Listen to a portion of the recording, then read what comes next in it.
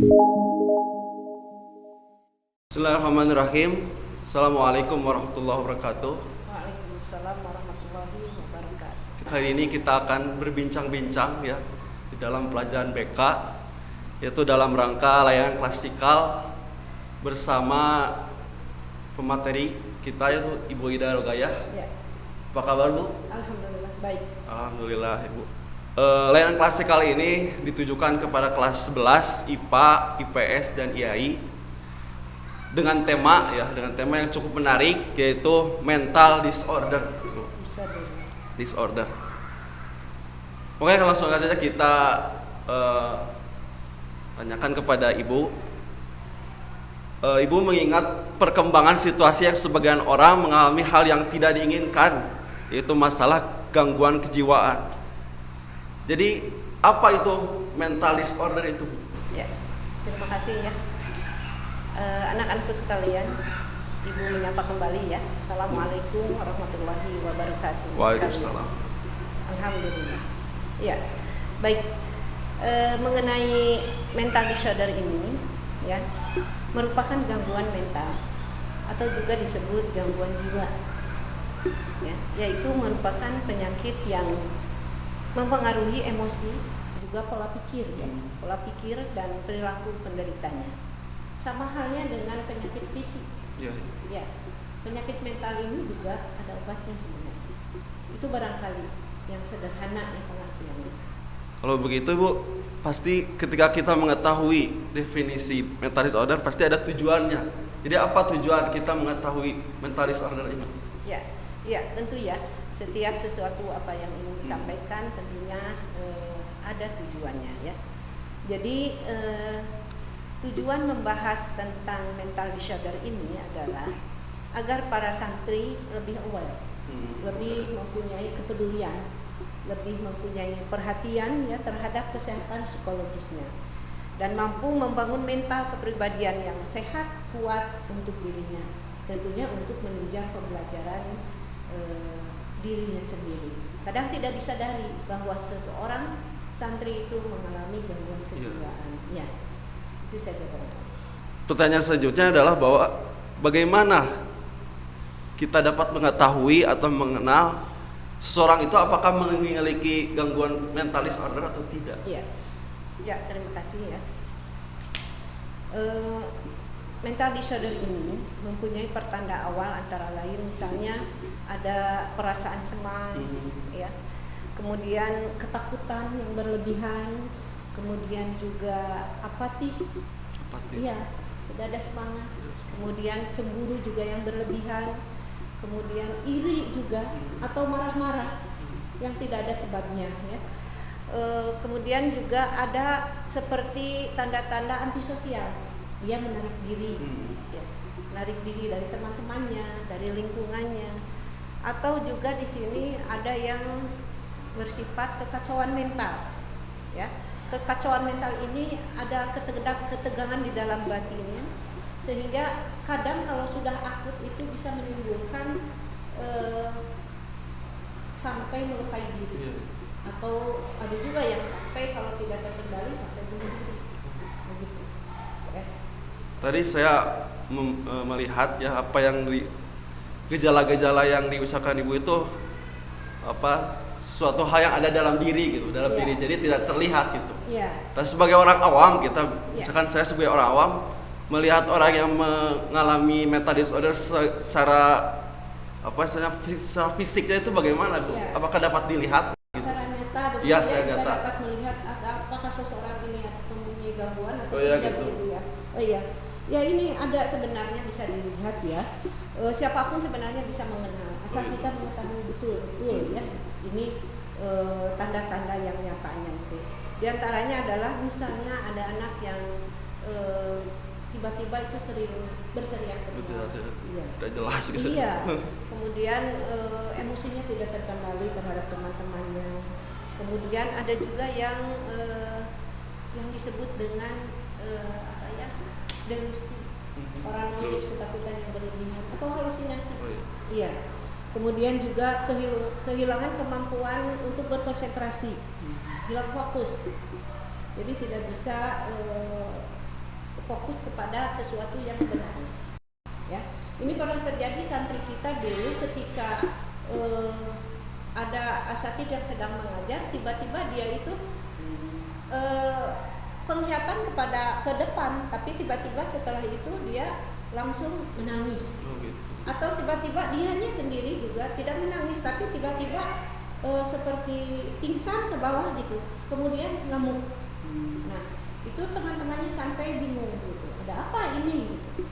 Awalnya aware teman-temannya, tapi pada akhirnya bosen teman-temannya.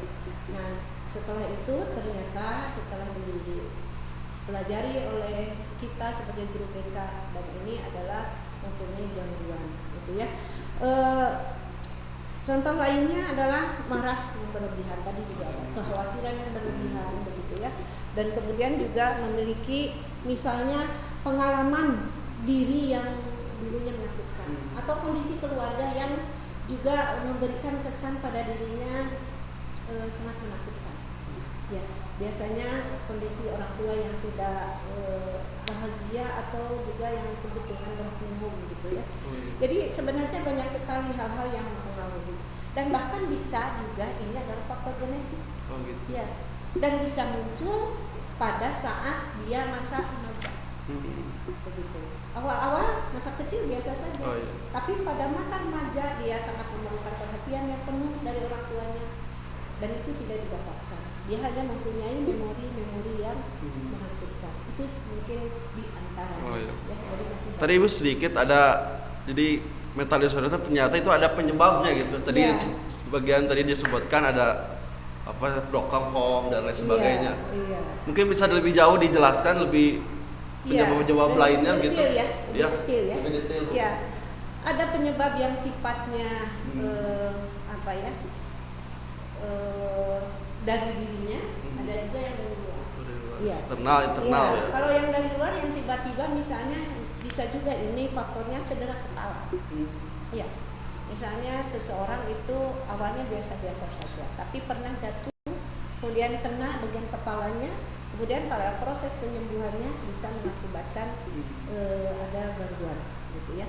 Nah, kemudian juga ada faktor genetik tadi sudah disebutkan, faktor keturunan, dan ini sangat kuat biasanya. Biasanya dari anak yang misalnya kita punya anak 3, ada salah satu yang kena gitu ya. Nah, kemudian juga ada faktor pengalaman kekerasan kepada anak, atau juga faktor yang tadi disebutkan broken home. Atau juga di sini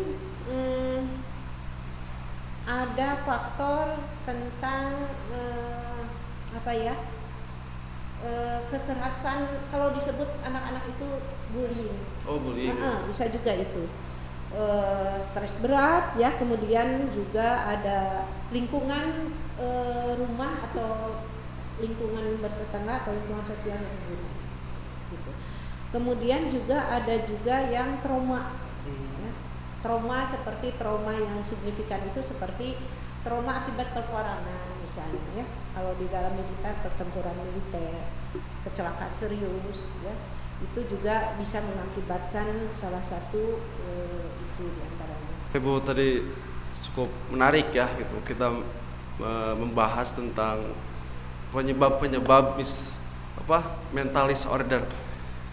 Lalu pertanyaan selanjutnya adalah siapa saja sih yang mempunyai resiko untuk resiko terkena mental disorder, apakah seluruhnya atau gimana? Ya, sebenarnya sih tidak semua.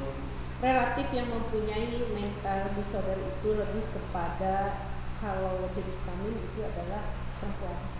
Ya, kalau laki-laki misalnya gangguannya itu lebih kepada nantinya itu kena ketergantungan narkotik gitu, atau ya kalau laki-laki biasanya arahnya ke sana gitu, gangguan penyakit yang merusak dirinya itu. Tapi kalau perempuan karena lebih kepada perasaan yang dipegang gitu, bukan pelarian gitu istilahnya ya. Jadi biasanya ini menimpa seorang perempuan ya. Perempuan memiliki risiko lebih tinggi dibandingkan dengan laki-laki untuk. Kalau itu dari segi umur gitu, apakah yang muda atau yang tua yang lebih beresiko? Nah, kalau dari segi umur ini sebenarnya macam-macam. Bisa muncul di waktu anak kecil yang sangat membutuhkan perhatian. Tapi tidak tumbuh di lingkungan keluarga yang penuh perhatian, misalnya penuh kebahagiaan. Tidak. Ini bisa muncul untuk anak kecil. Jadi kita juga sebagai orang tua harus hati-hati. Tapi bisa juga ketika anak kecil dia penuh perhatian dari ibunya, kurang perhatian dari bapaknya, tapi di suatu saat nanti ketika remaja dia muncul karena sejak kecil kurang perhatian dari ayahnya. Kemudian dia membutuhkan perhatian dari lawan jenisnya misalnya, ya dia tidak dapat karena ini pernah dulu juga demikian di sini. Dia memerlukan perhatian dari lawan jenis, kemudian lawan jenisnya tidak dapat, ya karena kita juga hidup di lingkungan pesantren, dari orang tuanya yaitu bapaknya juga dulu tidak pernah, akhirnya terpicu muncul. Yang pada akhirnya kita komunikasi bersama, alhamdulillah ternyata itu penyebabnya bukannya itu pemicu, penyebabnya dulu sebenarnya adalah ada faktor genetik. Jadi kita sebagai seorang seorang konseling gitu ya, harus komunikatif dengan orang tua, ya, yang pada akhirnya akan ketahuan gitu penyebabnya, dan pada akhirnya kita bisa mengobati atau minimal merujuk pengobatan. Ya. Kemudian kelahiran dengan kelainan otak juga, ya. Kemudian kegagalan dalam hidup, misalnya kalau anak-anak itu pengennya sih sekolah itu kemana gitu, tapi tidak tercapai. Tidak sesuai dengan keinginan gitu ya. Iya, tidak bisa mengelola emosinya diri. Ya begitu. Untuk yang laki-laki tadi biasanya faktornya juga ada dari zat aditif. Narkoba ya. Iya, narkoba. Ya. Itu Rokok dan saja mungkin yang bisa sampaikan. Tadi kan kita sudah panjang lebar membahas mulai dari definisi dan lain sebagainya, dan penyebab juga siapa saja yang beresiko gitu kan. Kita ingin tahu Bu, bagaimana cara mencegah ya atau menanggulangi mental disorder ini, apakah bisa ditanggulangi cepat atau lambat atau bagaimana Bu? Ya ini cara mencegah atau menanggulanginya ya, ini kita memang harus pandai-pandai ya. Yang pertama memang kalau mencegah kita harus ada selalu dalam lingkungan yang keluarga yang hangat, yang perhatian. Jadi kita sebagai orang tua tentunya hak anak untuk mendapatkan kebahagiaan dan perhatian ya. Kemudian tentunya kita untuk mencegah itu lebih mendekatkan diri kepada Yang Maha Kuasa, Allah Subhanahu wa taala. Biasanya orang yang mengalami ini adalah yang tidak bertawakal kalau menurut kita. Kurang dekat terhadap Allah Subhanahu wa taala. Kemudian untuk mencegahnya kita harus berpikir selalu positif ya. Apapun yang terjadi itu adalah qadarullah. Allah sebagai pendesain yang utama dan pasti ada hikmah di balik itu semua gitu. Kemudian tentunya kita harus mencoba terus menjalin hubungan baik dengan lingkungan sekitar. Kemudian bisa mengungkapkan isi hati ya kepada orang terdekat, kalau anak kepada orang tuanya, kalau misalnya istri kepada suaminya, kalau suami kepada istrinya, jangan salah tempat ya. Kalau salah tempat malah jadi tambah masalah ya gitu. Kemudian juga menjauhkan diri dari perbuatan yang merusak diri, selalu melakukan aktivitas fisik, menyibukkan diri dalam hal yang positif begitu ya. Kalau anak-anak ya berilah kegiatan-kegiatan yang positif. Tadi kan cara pencegahan gitu sebelum terjadi kita sudah aware gitu bahasa ibu tadi. Tapi kalau sudah terlanjur gitu, bukan parah gitu ya, mental disorder itu, apakah ada obat-obatnya? Ada pengobatan khusus? Iya, tentu ada ini. Walaupun memang hasilnya mungkin tidak cepat. Ya, tentunya ada tahapan-tahapan. Kan proses munculnya juga itu dari faktor-faktor yang menumpuk. Mungkin sudah lama gitu ya. Akhirnya muncul begitu ya. Dan kemudian sekarang bagaimana pengobatan? Ya tentu ada, tapi tentunya ada tahapan-tahapannya ya. Jadi memang kita konsulkan dengan tenaga profesional, bisa dengan dokter jiwa, bisa dengan psikiater ya. Kemudian itu misalnya psikoterapi ya. Psikoterapi ini terapi bicara, ngobrol, begitu diajak ngobrol terus sehingga nanti keluar gitu ya apa yang dia inginkan. Kemudian juga ada terapi selain psikoterapi, juga ada obat-obatan untuk membantu ketenangan fisiknya ya. Akhirnya nanti mempengaruhi ketenangan jiwanya. Bisa juga sampai dengan rawat inap supaya nanti terpantau terus perkembangannya begitu ya. Kemudian juga ada yang namanya support group. Support group ini ketika kita dikumpulkan dalam suatu grup yang sama, mempunyai kasus yang sama, maka ini akan menyebabkan dia ada di lingkungan yang sama. Ini akan mempengaruhi juga nanti untuk kesembuhan yang lebih cepat begitu. Kemudian ada juga bentuk stimulasi otak ya. Kemudian juga kalau yang penyebabnya adalah zat-zat aditif ya tentunya diobati dengan anti itu ya. Dan kemudian juga kalau sudah masa rehabilitasi ke arah yang lebih baik, tentunya ada nanti pembuatan perencanaan diri. Oh gitu. Iya. Bisa itu jadi.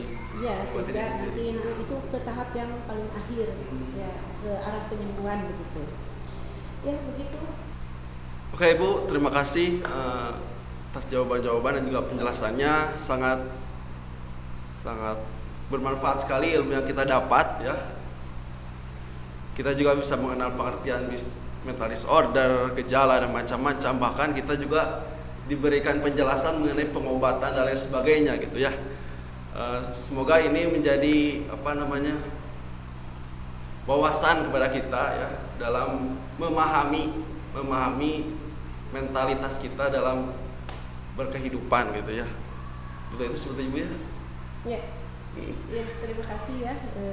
Mungkin ada closing statement ya akan disampaikan. Ya, ini alhamdulillah kita akhiri perbincangan ya.